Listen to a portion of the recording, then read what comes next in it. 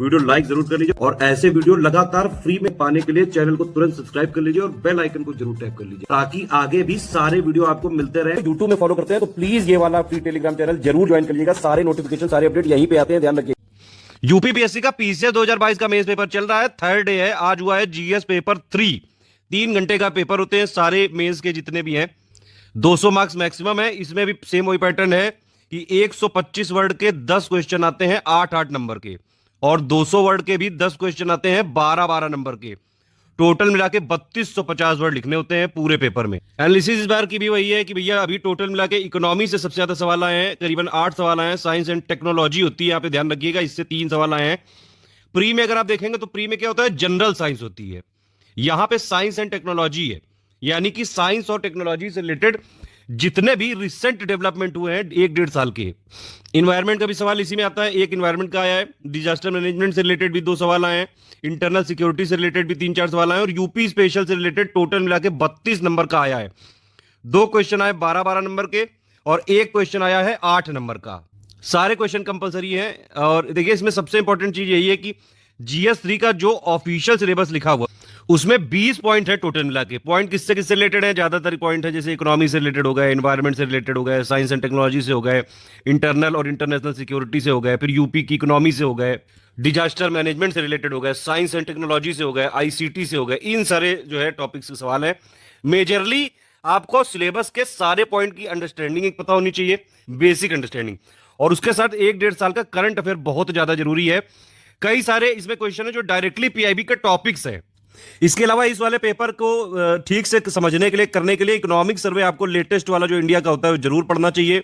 Budget भी जरूर पढ़ना चाहिए, और यूपी का भी जो ये बजट है लेटेस्ट इकोनॉमिक सर्वे वो जरूर पढ़ के जाना चाहिए। क्वेश्चन देख लेते हैं। पहला क्वेश्चन है ये डिजिटल एग्रीकल्चर। अब ये देखिए पीआईबी का डायरेक्टली टॉपिक है ये। एक आइडिया रिपोर्ट आई थी, किसान सुविधा ऐप आया था, उससे रिलेटेड मतलब कुल मिला के डिजिटल इंडिया को हर जगह घुसाने की कोशिश की जा रही है। फायदा वही होगा भैया, इनकम बढ़ानी है फार्मर की, इफिशियंसी प्रोडक्टिविटी बढ़ानी है।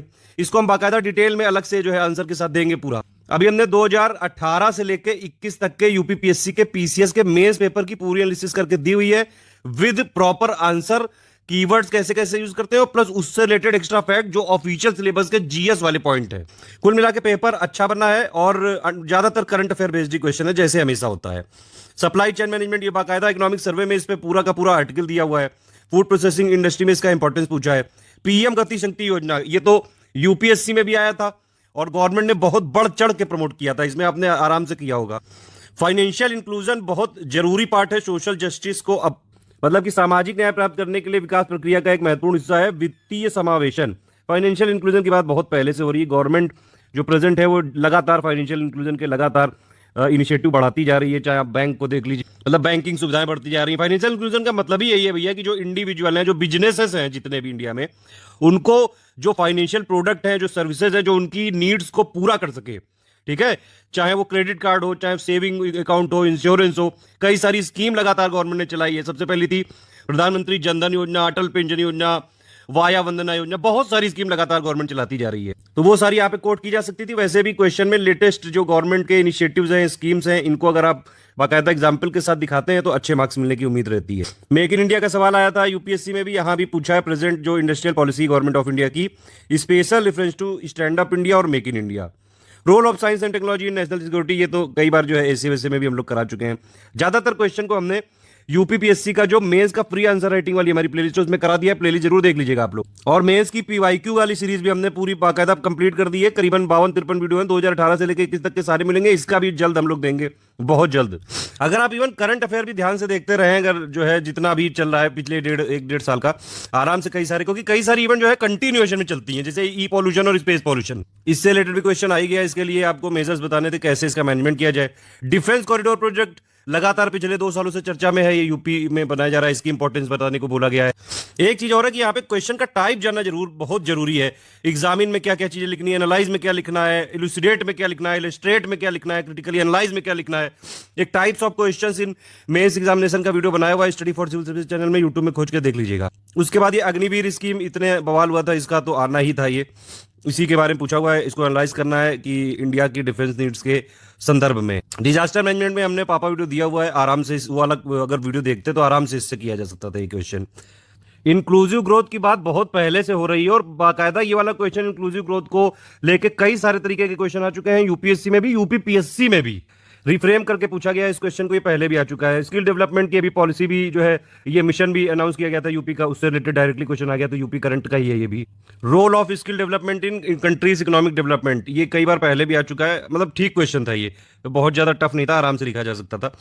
एलपीजी के इफेक्ट्स इंडियन इकोनॉमी में क्या है, इसमें बाकायदा हमने पापा वीडियो दिया हुआ है और ये सीधे सीधे सिलेबस का क्वेश्चन पूछा गया है। लेकिन ये ध्यान रखना था यहाँ पे पर्टिकुलरली रेफरेंस क्या लेना था, फॉरेन ट्रेड, कैपिटल फ्लो और टेक्नोलॉजी ट्रांसफर।